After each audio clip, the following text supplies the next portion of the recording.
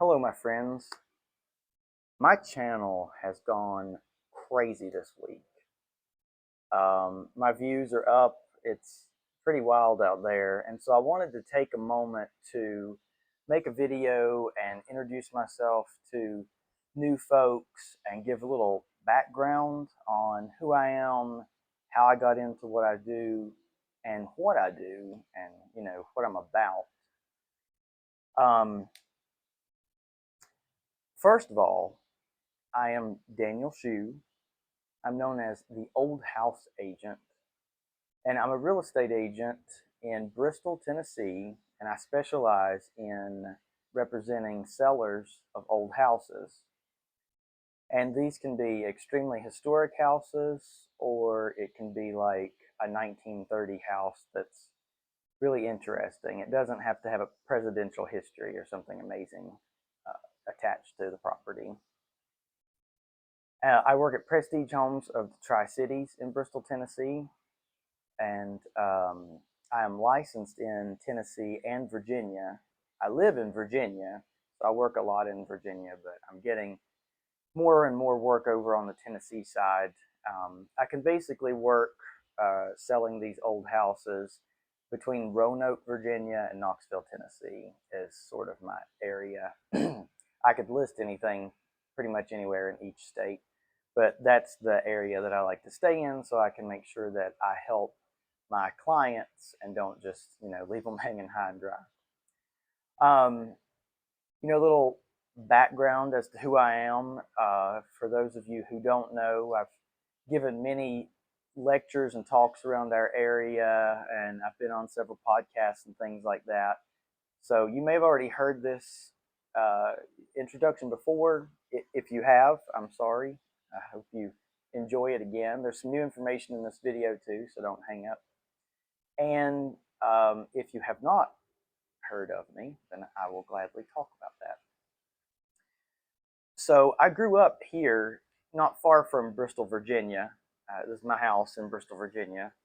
And I'll talk about this house in a few minutes because it's an important part of my journey. I grew up in an area of Washington County, Virginia called Clinchburg. And you probably have never heard of Clinchburg before unless you're from about a 10-mile radius of the Clinchburg area. It's not even a town. It was a town probably back in the early 1900s. And I was raised in a hollow, or as some of us say around here, a holler, in that Clinchburg, Washington County area. I wasn't too far from Saltville, Virginia, if you've ever heard of Saltville. My mother's family's from Saltville. They've lived there for over 200 years. My dad's family's from Glade Spring. They've lived in Washington County since the Civil War.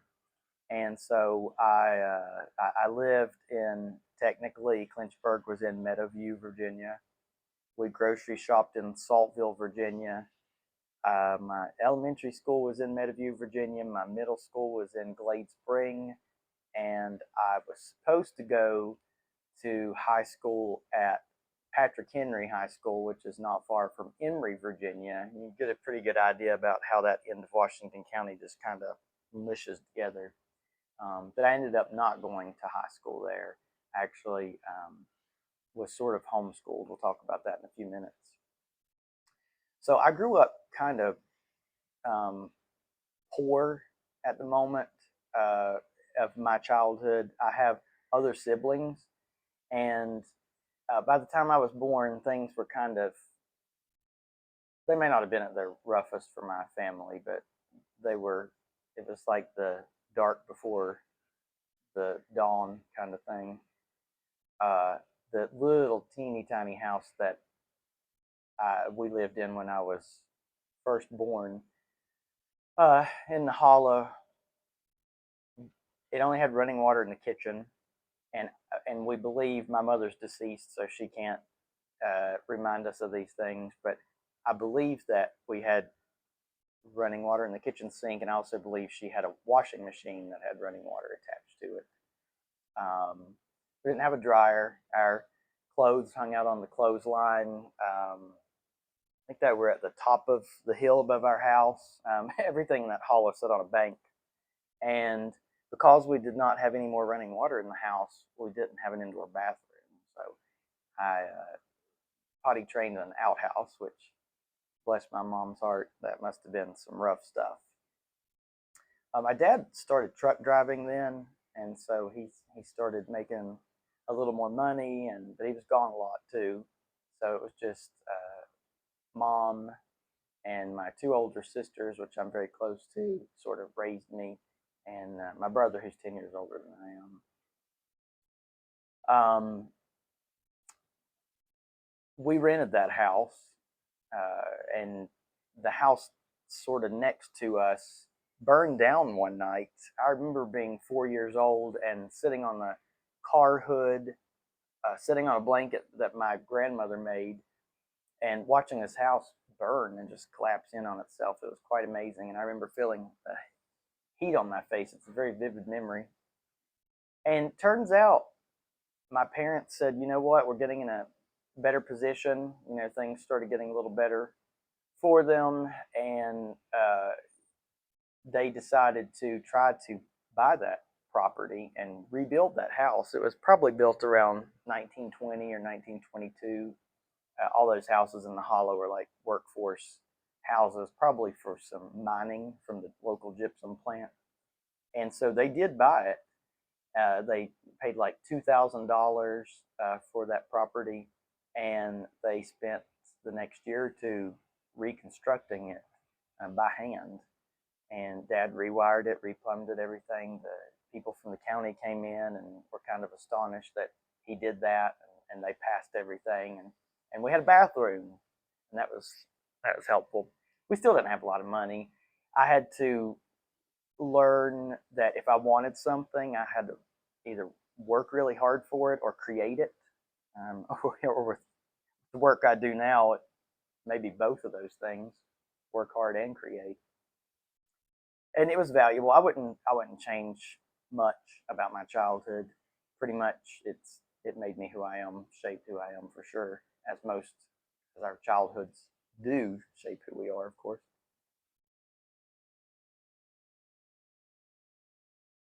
And so, yeah, that's a brief history of my childhood. I grew up in poverty in Appalachia. I remember sitting at a table a while back at my local Rotary Club, and a couple of really intelligent, academics were sitting around talking about a book about Appalachian poverty, and I was there in my bow tie, and they weren't really thinking I knew anything about that. And I remember saying, um, I know who could teach a class on Appalachian poverty, and they're like, who? And I was like, I could. Um, I got firsthand knowledge, and sort of broke the ice there with a couple people I didn't know, and they've since become my friends. But yeah, that's pretty much the way it went. Now, after I went to Glade Spring Middle School,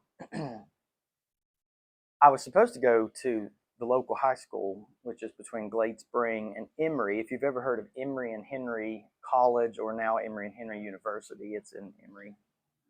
And Washington County had a great school system too. I credit some of the intelligence that I actually do have to them. So that would have been like 98. And so that was right about the time of Columbine, the Columbine shooting. And, now we have one once a week, but back then we were all like, what is this? What, a school shooting? This is crazy. And so mom, I already had some trouble in school anyway. I just wasn't like other children, and I just wasn't very popular, that's for sure. I'm still not like people, but I think that has benefited me. So mom took me out of this public school system and enrolled me in this correspondence academy. It was like a Christian academy in California. And in Saltville, they had an office so they could mail books from California to Saltville, and we'd go pick them up and go home, and she'd minister them. So it wasn't homeschool, but it was schooling at home. And that was a turning point. I know for me, I don't know about everybody else, but being 14 years old is a big deal. That was a big turning point for me. simultaneously, thank God, a few events happened that I resonated with and made me who I am today. One of those things was that summer, my sister, she knew that my parents didn't really go a lot of places. By the time I was 12, I had been to the Walmart that was about 20 miles from our house, and I had been to the Knoxville Zoo. That's pretty much it. And so my sister, she's 15 years older than I am. She knew that, it wasn't easy for me to get out of the house. And so I would stay with them on a Friday night. And listen, there's nothing wrong with my parents. I have great parents, and my mother was an extraordinary person who really taught me to be a business person. I probably won't get into that on this video, but I'd love to do a whole video about her and what she taught me. She's just an amazing person. So my sister knew this though, and she would get me to stay with them. My niece, Brittany, she was only 6 years younger than I am. So we were like siblings in a way, and Rhonda was almost like my aunt and a pseudo mother. So Rhonda and my other sister, Dee Dee, she liked antiques, and but we'll shift into that in a few minutes. So Rhonda would take us out on Saturday morning. We'd do something fun. We'd always do like we went to a water park, we went to the Knoxville Zoo. We always did kid-oriented things, but once in a while we'd do something different. And this one day we did something different. They booked a tour of the Martha Washington Inn in Abingdon. So Abingdon was just 18 miles from where I lived. It wasn't very far at all. And it's a deeply historic town. For Southwest Virginia, there are houses there, built back in the 1700s in town. It just really never did change very much. So she booked a tour of the Martha Washington Inn. It was once an 1832 private mansion built from money made from Saltville, from the salt mines. And I'd never been in it. I'd never been in anything besides a really nice ranch house, frankly.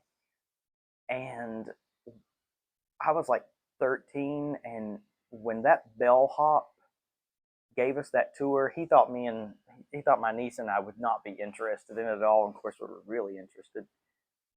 And when we took that tour, there's something inside me went like that. The architecture, layered with the history, layered with the way they had it decorated, layered with people coming in and out where it was a hotel. It was just this, it was something I had never felt or experienced before. I don't know who I would have been if I had seen something like that when I was 5, but I remember in my early childhood thinking people that lived in single wide trailers were wealthy. That was truly a thought in my head that was what wealth looked like. And so when I saw this opulence and this grandeur of this beautiful home filled with these antiques, my parents had antiques, but not a setting like that. When I saw all this in place, something changed. I laugh and tell people at that moment I knew I'd never have any money because I'd spend it all on cool stuff. And then right about that fall preceding that, my mom took a job with a family friend of ours who owned an antique shop in Saltville called Kinfolks. He liked Civil War stuff, and he had some early pieces. It wasn't just like junky, or wasn't like vintage or collectibles, and there certainly wasn't any junk in there. He liked really old stuff. And I became so fascinated with the idea that this thing in front of me belonged to someone 200 years ago. That was I didn't know how to describe it at the time, but it was a tangible connection to the past. You can't see the past, you can't relive it, but these things survived it. So if you touch this thing that's 200 years old, you touch something that someone touched 200 years ago, and to me that's deep and almost spiritual. And I was a very spiritual 14-year-old. That fascinated me. Ghosts always fascinated me, and you sort of mix history and ghosts together. I mean, the idea that someone that lived 100 years ago could be haunting a house, I don't know, just that connection to the past was important to me. And so that was a big deal, and I basically found myself. At 14 years old, I think I experienced something that people in their 40s usually experience, and so that was a big deal. Now then, maybe let's see here. I think it was about a year later. I would have been about 15. That same friend, Debbie and Tim Crawford, that owned the shop, they didn't have an old house, but they wanted one, and so they found their old house. As a matter of fact, my sister Dee Dee found it and called them and was like, "You got to see this house," and they bought it. And it was they believe it was built in the 1820s. So it was an old brick kind of federal style house, very vernacular, very country. And he wanted mom to come when she wasn't working at the shop and work on his house. And so where was the homeschool boy with mom? And uh, so we went to that. I wanted to just watch her work on this house. And within a few days, she was teaching me to paint, and Tim was showing her how to strip his floors with chemical stripper, and I started doing that and helping her. And next thing I knew, I was refinishing the floor and polyurethaning it, and man, that was like that elevated the experience. Here you are in this historic house, this beautiful house, but you're touching it, you're connecting with it, you're bringing it back to what it was, and that became extremely powerful to me. And I thought, okay, not only do I like old houses, but I really like working on them.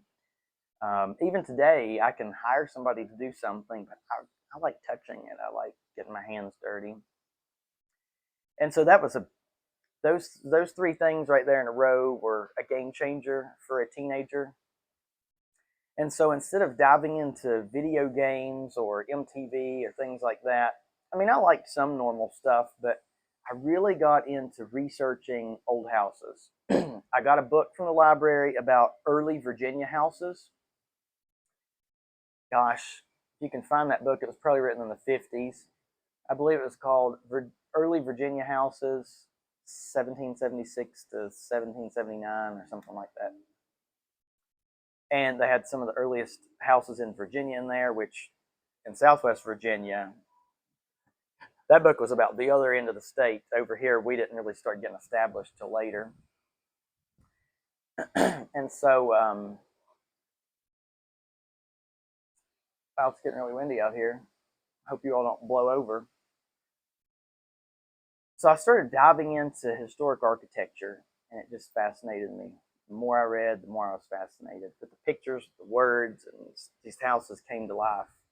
And some of them I got lucky enough. I started reading Colonial Homes magazine, and I found some houses that were in colonial homes that were in Abingdon.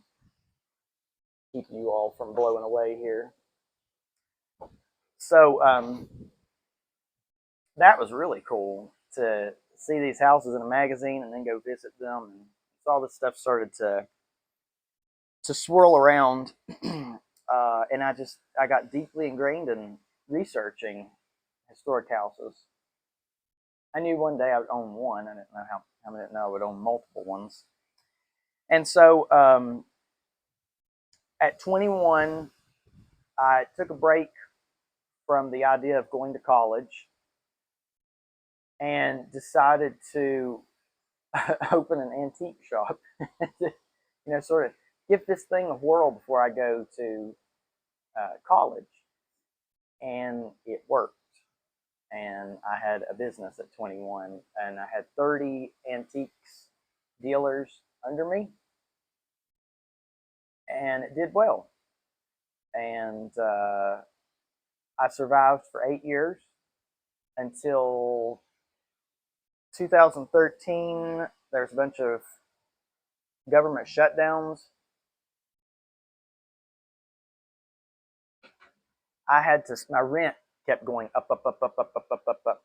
There's nothing cheap in Abingdon, but my rent was pretty expensive for what I had. I had a bathroom floor that was caving in. The awning had holes in it. The paint was peeling off the building, and that didn't stop the rent from going up. So So I had to sell something like, here I was 20, at that point, 27 ish, and I had to sell at least $16,000 a month, something like that. And so we had a couple government shutdowns, and in 2 weeks I sold $68. My mom was helping me at the time. She would come and sort of watch the front for me, and I did custom framing in the back. I did everything I could. I prospered a bit. We bought our first house while I had this shop, but I knew then when we had that bad 2 weeks, I looked at her and I was like, "This has been up and down, but this is the last straw. I can't keep doing this feast or famine stuff." So we closed and kind of sold it to someone, so it wasn't just some failure of a business. I walked away from it, and I got into banking for a little while. I started as a teller, became a relationship teller, and I realized at that time that banking was not for me. Um, I had gotten married by that point. We've been This October will be 14 years we've been married, and luckily I found a wife that loves the same things I do. Now we're not identical; we complement each other. Um, that's another video because our romance is an interesting story. So I came home and told Monica, my wife, I was like, I think I'm closing the store. And she said, I think you need to too. So anyway, went into banking and realized that that wasn't for me, and that I thought I wanted to work for somebody because I didn't like that feast or famine. But my wife said, you can't work for somebody. You're not going to excel at this because you're creative and you've got to do your own thing. And she was right. So I realized, I sort of did some analyzing and decided, hey, I think I need to get my real estate license. And I hear a lot of people tell me that, and I'm like, are you sure you know what you're doing? But I knew it was time. I knew that I always liked houses. I always liked um, working with people, and those two things would get me over any issues I had in real estate. Little did I know, I'd really find my passion later. And so I was an agent. Let's see, I've been an agent now for 11 years, 12 in February. And I was an okay agent. There are a lot of us in this area, a lot. And so there wasn't much that separated me from other agents. I was honest, I was responsive, I liked people. But there really wasn't a whole lot that separated me from them. And so if that's the case, then you need to have a reason why people are going to call you. So during COVID in 2020, late 2020, I was sitting on the sofa with our then 3-year-old, watching Blippi with him, in the back of my mind thinking, am I going to be alive tomorrow? I think that's what a lot of us were thinking in 2020. When's that going to hit our family? And if that's the case, am I doing what I love? Am I excelling at my career? Am I doing something I'm passionate about? And the answer was not really. I couldn't think of anything better I wanted to do besides real estate. But when was I happiest? I was happiest when I was 14 and 15, and I was studying about these old houses and taking tours of them and reading about them. And that's what made me happy, working on them. We had an old house in Abingdon, but didn't need a whole lot of work. It was a really good looking house that had been renovated.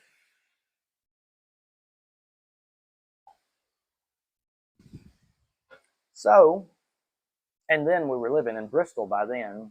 I left that part out, sorry. We'd been living in Bristol then for about 4 years. We've been in Bristol now for 10 years.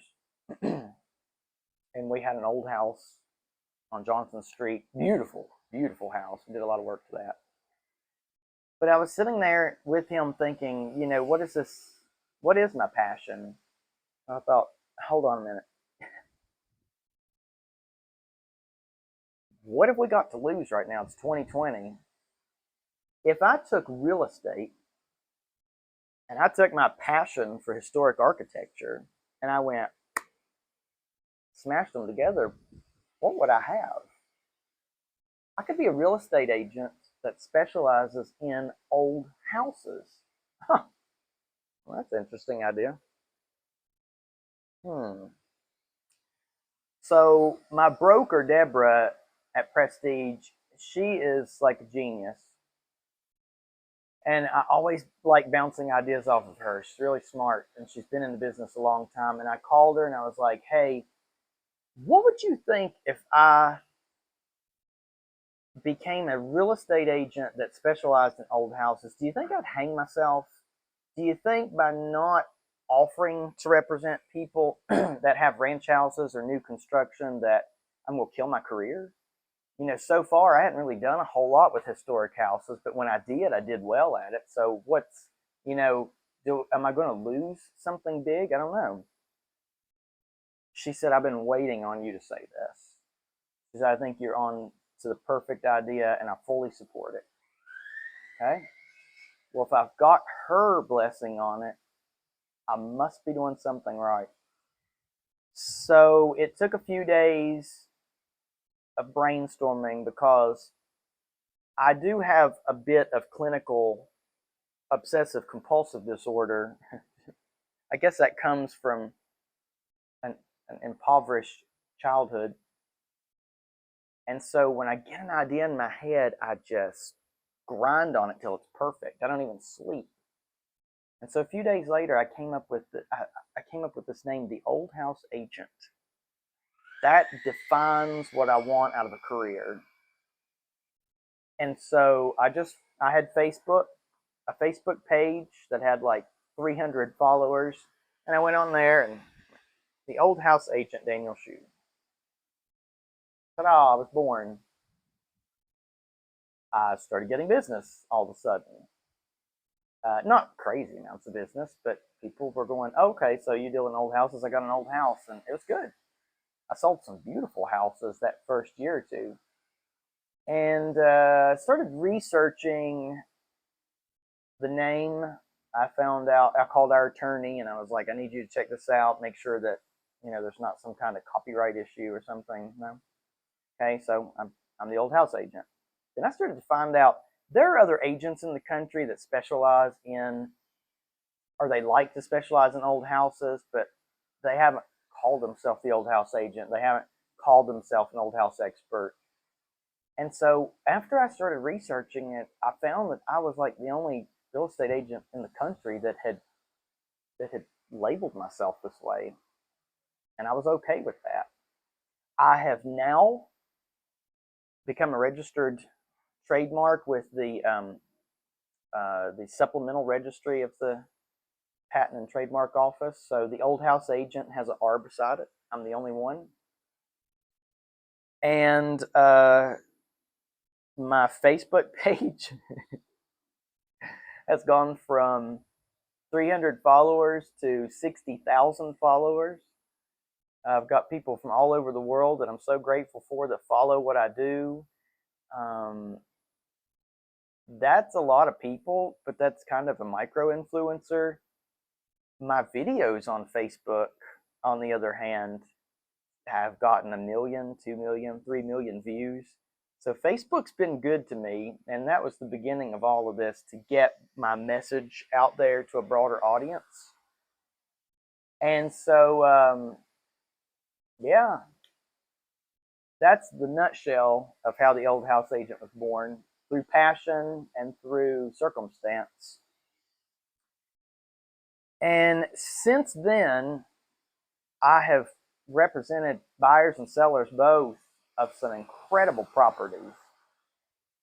One was the Saltville Foundation the Museum of the Middle Appalachians in Saltville. It's like a dinosaur museum. It's really neat. I'm on the board there now. But then they called me, and through the help of our town historian here, Tim Buchanan, they called me and had me represent them in selling the W.A. Stewart house. Now, this was a house in Saltville that belonged to Jeb Stewart's brother. It was built around 1840 and was, I think, maybe the oldest building in Saltville, except for the King Stewart house, which is an old log cabin up the street. And so I listed it. It had thousands and thousands of views. It was my first, like, almost viral listing. It went really well. Well, if you all have ever heard of Michelle Bowers from the Old House Life, Michelle was like out of town or something, and she hadn't seen all this viral action, and she was maybe wanting to buy something in our area and came across this house and was like, how did I miss this house? It's been on the market for like 3 weeks. So she, or maybe it may have been a month by then. So she came to look at it. We met each other and struck up a friendship, and she purchased the house, and it's now under restoration. And so, she and I sort of helped make that house famous, and now all kinds of people see each month the work they're doing to it, and she really saved it. It's been amazing. And I've also represented King University here in Bristol on a 1790 house called Cedar Hill. That reel for that property went viral when I did it. It was a fun marketing to do. So that's really my big thing is marketing. And I dressed up in my colonial outfit, and I had a Kentucky long rifle, flintlock, and did this cool video with the music from Outlander. It was really fun, and it went viral. It was awesome. And so we sold that. It had property restrictions. It was priced at about $100,000 more than anybody said I would ever get out of it, and we sold it, and it's under restoration. That's not a real famous house, but then I represented another house that is kind of famous in Northeast Tennessee in a town called Russellville, and it's a house called Hayslope, and it belonged to James Roddy originally back in 1789, and he was actually a signer of the Tennessee Constitution. So it was a well-known property, belonged to a well-known person. And I've done many, many more. Lots here in Bristol, Abingdon, all over the place. And I currently have a listing in Burgonsville, Tennessee. That's the second oldest brick house in the state of Tennessee. So it's not only that I managed to get cool little old houses like a little 1920s bungalow or pretty Victorian house, but I get kind of houses that have a really good history and where famous people have stayed. I'll represent somebody on a well-maintained, beautiful historic house that's perfect, and I'll represent somebody with a 200-year-old house that looks like it's collapsing, and I find people to fix them, and it's a lot of fun. I really enjoy my job. We are sitting on the porch of the King House. Now, this is my home. It's the oldest house in Bristol. When this house was built, it was the center of a 2,000-acre plantation and an ironworks, which I believe is the second oldest ironworks in the state of Tennessee. Because in Bristol, the Tennessee-Virginia state line runs through our main street. It's called State Street. And there's a little plaque in the yellow line that says Virginia, Tennessee, so you know which side you're standing on. And yeah, so back when this house was built, this was a plantation. Andrew Jackson has stayed in this house several times. He stayed here on his way to his inauguration. Andrew Johnson was the King family's tailor before he was president, so he was a close family friend. And James Polk also spent the night here, and Robert E. Lee had dinner here once. Now, when the King family that built this in 1814 moved, it went empty for a while, and then another family bought it, built on, another family bought it, built on, and it became this like big Italianate mansion. and probably survived because they kept updating it instead of just bulldozing it. And so now you're looking at me, but I'm looking out over the entire city. It's like on Edward Scissorhands. It's the house on the hill, and I'm looking over everything. I can see our Bristol Hotel and several churches. There's a 10-story building there. Our famous Bristol sign is over there. And then over here, I can see into the state of Tennessee. I'm looking at the Tennessee side of Bristol. So it's really cool living here. We got this house, acquired it from King University, and we've had it under restoration for 5 years. We're hopefully about to wrap that up in the next 10 months, 10 to 12 months. We also own one of the most historic houses in town down the street called Pleasant Hill. Pleasant Hill was built in 1872 and belonged to our town historian that lived there for about 40 years. He wrote all the books about Bristol. Two friends of ours, Denise and Florence, saved that house from being turned into an apartment building, and they sort of had kind of a bed and breakfast there and sort of sat on it. And then they approached us a few years ago to purchase it, and we now operate a bed and breakfast out of there, our vacation rental, called Historic Pleasant Hill. And it's the museum you can stay in. So it's set up like a period house museum, but you can touch everything and sleep there. It stays booked a lot. It's a really cool place. And we've also, as a real estate agent, or my wife and I fixing houses, we have we've been involved in some kind of process of the restoration of over 40 houses in Bristol. This was kind of a town with a lot of dilapidated buildings about 10 years ago, and a lot of that's changed lately. Some of it because of us, and some of it because of other investors. And so that's kind of what we've done here. We love Bristol. We spent some time in Abingdon, like I told you, with my shop, and we live there. And we just love our whole region. We vowed not to leave here. We vowed to stay here and make a difference. And Bristol's growing. There's a lot of people moving here from all over the country. So the difference we've made sort of has benefited locals and benefited people that are moving here. And so I have, in the description, you can see I have a website, theoldhouseagent.com, and I'll put a link to that in there. I want you to check that out. It's sort of a portal, like a world of old houses. There's all kinds of information on there about financing them, finding inspectors for them, finding contractors for them. There's even a section on how to nominate your house for the National Registry of Historic Places, like we are back here. This house is on that register. So it's a really cool website. It's got my listings on there. It's got all kinds of things you need to know.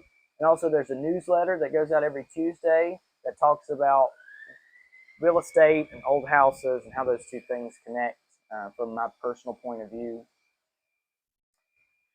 And I have, of course, as I mentioned, Facebook. So you'll have to check out my Facebook page, The Old House Agent, Daniel Shew, S-H-E-W. I'm on Instagram. I'm here on YouTube, so you have to check that out. Subscribe, please. I'm about to break 1,000 subscribers, and just 2 weeks ago, I had like 160. So major changes on YouTube. I've had 20,000 views this week. It's crazy to me to think. And 5,000 hours of watch time.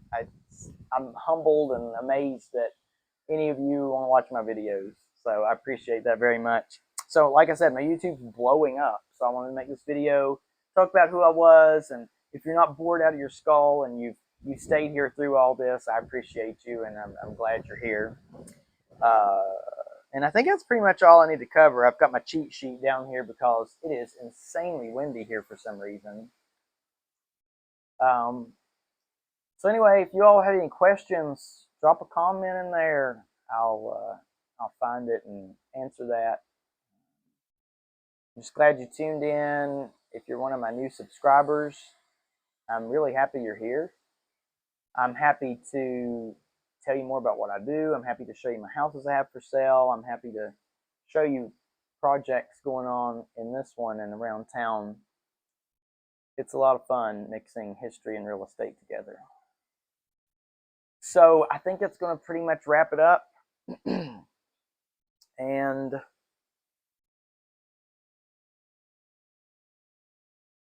yeah, that's pretty much the gist of what I wanted to bring forward to you and talk about. And I appreciate you very much. Don't forget to subscribe. Help me break that 1,000 mark, which I think I'm probably going to do tomorrow anyway, but I really would like to have you staying on my channel. And I will close out and see you this week on my next video. It's going to be a pretty cool house. It was an old hospital from the early 1900s, and I'm excited to show that to you. So anyway, I'm Daniel Shew, the Old House Agent, and I really appreciate you tuning in, and I'll see you next time.